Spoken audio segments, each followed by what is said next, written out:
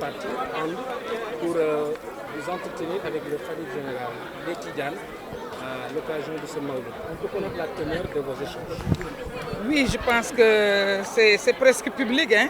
Comme vous le savez, le khalife évolue dans la transparence et on a évoqué surtout les relations de famille qui unissent nos deux pays, comme j'ai l'habitude de le dire. Il a d'abord évoqué ses relations avec les grandes familles religieuses, particulièrement Touba, surtout en présence de l'envoyé du khalife général des Mourides.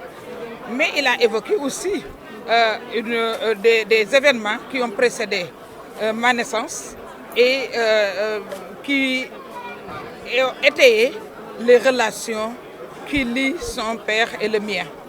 Je pense qu'il l'a dit, j'ai failli m'appeler Mansour, bien que je sois une femme.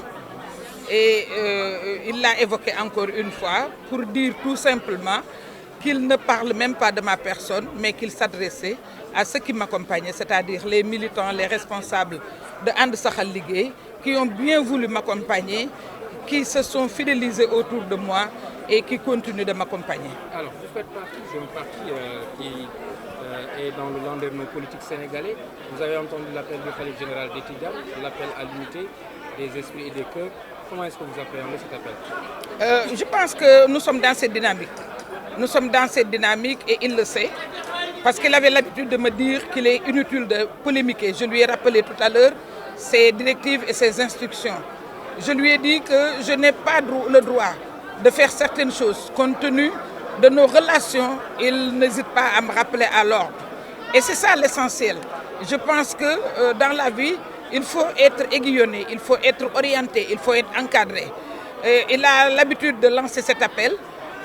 Tout à l'heure, il nous l'a rappelé, Aminata Tall et moi, en disant que je vous invite à passer la nuit parce que ça me ferait plaisir. Ça veut dire que les cœurs sont à l'unisson et c'est ce que je demande pour toute la classe politique.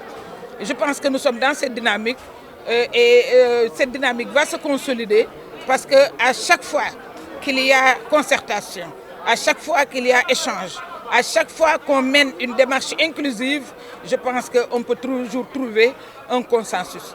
Et je dis qu'on vient de reporter les élections. Jamais le Sénégal n'a connu un consensus aussi fort.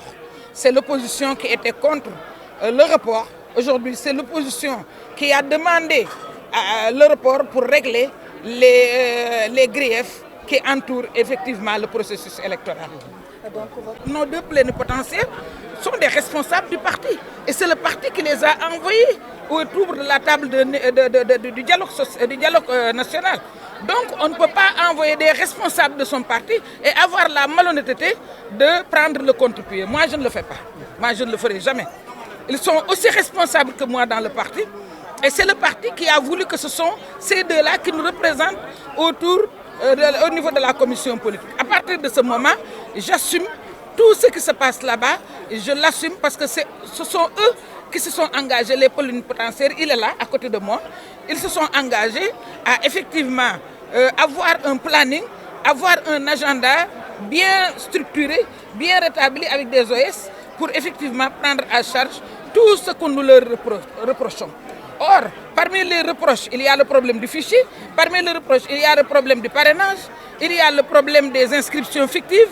Or, tout cela doit revenir à l'Assemblée nationale pour effectivement être débattu et retourner à la commission pour l'opérationnalisation.